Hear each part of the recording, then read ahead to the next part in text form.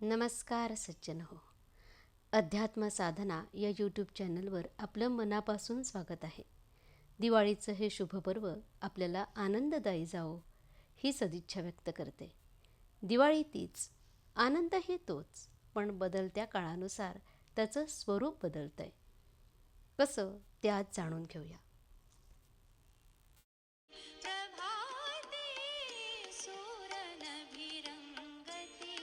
दश दिशा भूपाळी म्हणती प्रभाती.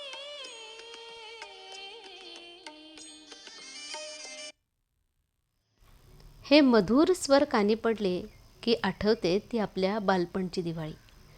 आज तो आनंद हरवलाय खरा, पण तरीही दिवाळी सणाची गोडी मात्र कायम आहे.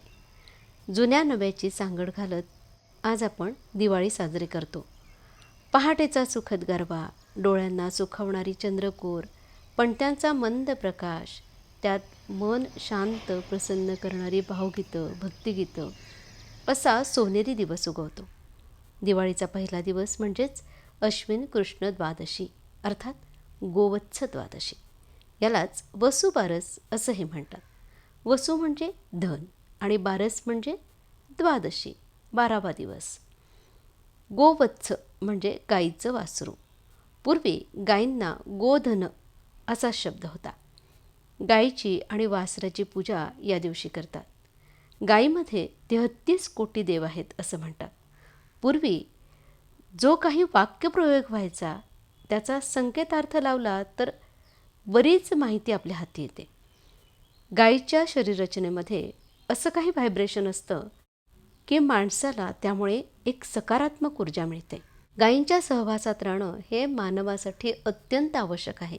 आजच्या भाषेत सांगायचं म्हणजे जर निगेटिव्ह एनर्जी असेल आपल्याकडे तर गाय आपल्या हातून खात नाही.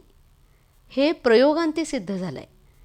गायीच्या शेणामध्ये सुद्धा इतकी उपयोगी तत्त्व असतात की ज्यामुळे वातावरण शुद्ध होतं. आपण होम हवन करताना गायीच्या शेणापासून बनवलेली गौरी टाकतो. शास्त्रज्ञांनी हे सगळं सिद्ध केलेलं आहे. आपल्याकडे बघा, कुठलीही पूजा असेल तर आपण आधी ती जमीन गोमयाने सारवत होतो. हे सगळं आता बाजूला पडलं आहे. ही सगळी प्रथा शहरामध्ये कुठेच आपल्याला दिसत नाही. पण आमचा शहरी माणूस मात्र गोमूत्रापासून बनवलेली औषधाची गोळी घेतो. गाईचं दूध म्हणजे पृथ्वीवरचं अमृतच, म्हणूनच तिला गोमाता असंच संबोधन आहे. ती आपल्या बछड्यावर जसं प्रेम करते तसंच आपल्यावरही करते. हा व्हिडिओ त्याची साक्ष आहे.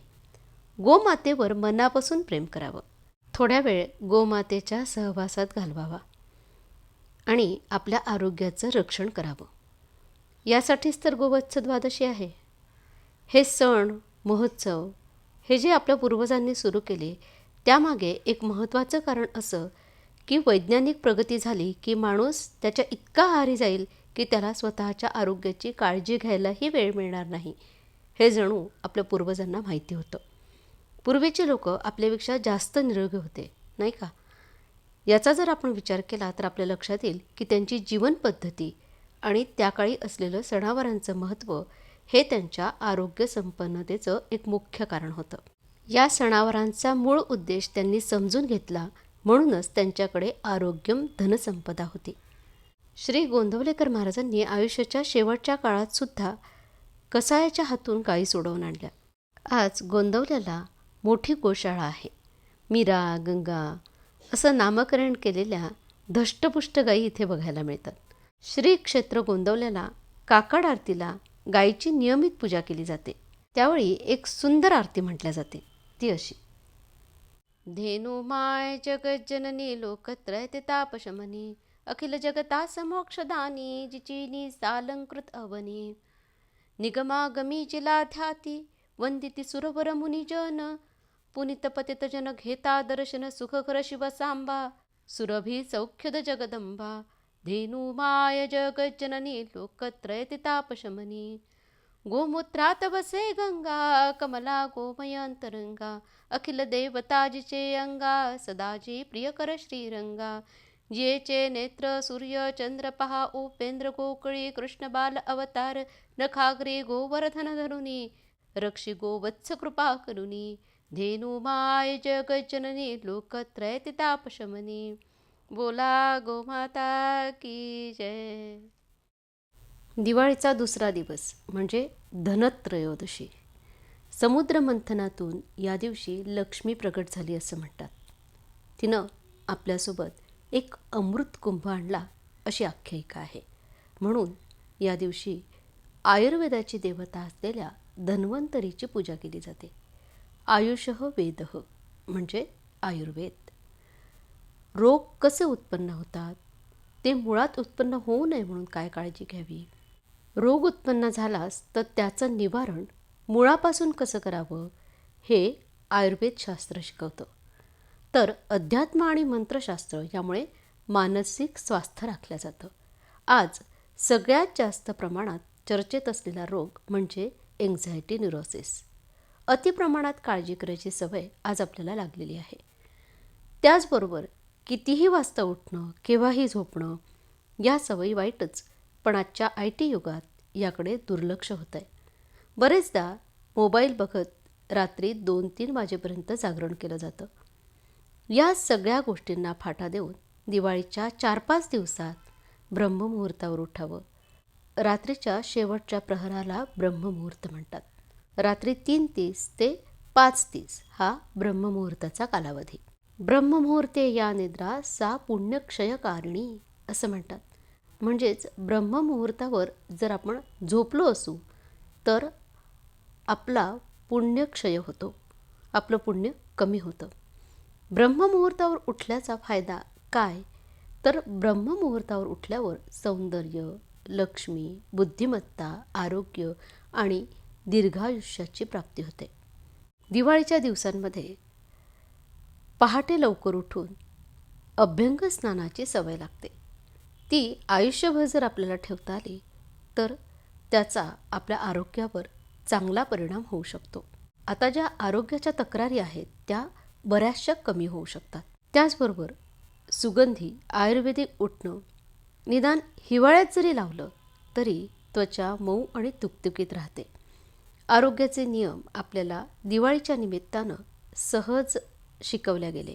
पूर्वी उठणं आणि ओवाळणं यातून घरातील प्रत्येक सदस्याचं महत्त्व राखलं जायचं. आता विभक्त कुटुंब पद्धती आहे, त्यामुळे आपली विचारसरणीही थोडी संकुचित आणि खरोखरच विभक्त झालेली आहे. म्हणजे भक्ती, श्रद्धा, स्नेह, विश्वास हा कुटुंबातून नाहीसा झाला आहे. खरं तर या सगळ्यांचं महत्त्व नावालाच शिल्लक आहे.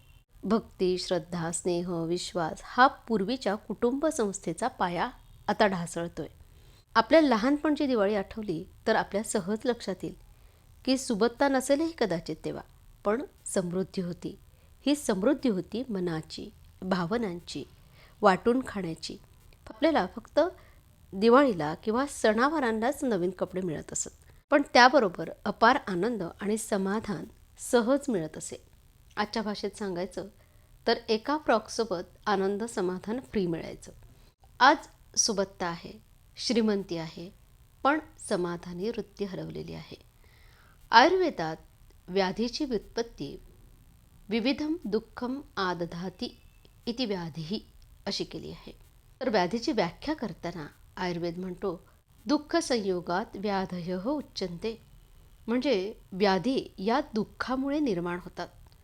दिवाळीच्या दिवसांमध्ये आपण आनंदरोग, दुःख उधार हे जसं वागतो तसं जर आपण नेहमीच वागायचा प्रयत्न केला तर खऱ्या अर्थाने आपल्या आयुष्यात रोजच दिवाळी असेल. आपल्याला आरोग्य आणि दीर्घायुष्य लाभावं याकरता धन्वंतरीची प्रार्थना करून हा मंत्र म्हणूया. ओम नमो भगवते वासुदेवाय धन्वंतरये अमृत कलशहस्ताय सर्वामय विनाशाय त्रैलोक्यनाथाय महाविष्णवे स्वाहा. दिवाळीचा तिसरा दिवस म्हणजे नरक चतुर्दशी. या दिवशी श्रीकृष्णानं नरकासुराचा वध केला आणि त्याच्या ताब्यात असलेल्या 16,000 युवतींची सुटका केली. इथेच न थांबता श्रीकृष्ण त्यांचा पती म्हणजेच पालनकर्ता झाला. आज आपल्या मुलींना लव्ह जिहादच्या नावाखाली राजद्रोसपणे फसवलं जातं. अशा मुलींचं पालकत्व घ्यायला जे तयार आहेत त्यांनाच प्रतिनिधित्व द्यायला हवं. पण आपण काय करतो तर मतदानाच्या दिवशी आरामाचा सुट्टीचा दिवस म्हणून तो दिवस घालवतो. त्यामुळे धर्मगोडव्यांच्या हाती सत्ता जाते. आपल्या कर्तव्याला चुकणं म्हणजेच अधर्म, कारण धर्म म्हणजेच कर्तव्य. यम नचिकेत संवादात यमाने नचिकेताला 3 कर्म सांगितली. एक प्रारब्ध कर्म, दुसरं कर्तव्य कर्म आणि तिसरं ब्रह्मकर्म. प्रारब्ध कर्म म्हणजे जन्माच्या वेळी वाट्याला आलेलं कर्म. कर्तव्य कर्म म्हणजे आपण ज्यांच्यासोबत राहतो त्यांच्यासाठी निष्काम भावनेनं केलेलं काम. आणि ब्रह्मकर्म म्हणजे निस्वार्थ वृत्तीने केलेली राष्ट्रसेवा, जनसेवा. आपण यापैकी एकही कर्म टाळू शकत नाही. टाळलं तर त्याचा परिणाम कुठे ना कुठेतरी आपल्याला भोगावा लागतो. नरक चतुर्दशी आपल्याला आपल्या धर्माची, कर्तव्याची, नीतीची जाणीव करून देते. कुठलेही सत्कर्म करताना त्यातला मी बाजूला झाला पाहिजे. तेव्हाच ते सत्कर्म या अर्थानं म्हणजेच सत्कडे नेणारं, शाश्वताकडे नेणारं कर्म होऊ शकेल. श्री महाराज म्हणतात, सर्व कर्तेपण परमात्म्याला देऊन आपण काळजी करण्याचे अगदी सोडून द्यावे आणि सदैव समाधानात आणि आनंदात राहावे. जे जे काही घडते आहे ते ते परमात्माच आपल्या हिताकरता करतो आहे आणि आपल्याकडून ज्या क्रिया होतात त्या आपण करीत नसून परमात्माच करीत आहे, अशी प्रत्येक गोष्टीमध्ये आणि प्रत्येक क्रियेमध्ये जाणीव आणि भावना ठेवावी. अशी भावना ठेवायला कुठे बिघडते? त्यात अवघड ते काय आहे? प्रयत्न अवश्य करावा आणि तो कसून करावा. पण तो परमात्मा सर्व करीत असून त्यात येणारे यश अगर अपयश हे सर्व आपल्या हितासाठीच आहे, अशी ठाम भावना ठेवली पाहिजे. अशी ठाम भावना ठेवल्यावर काळजीला जागाच कुठे उरली?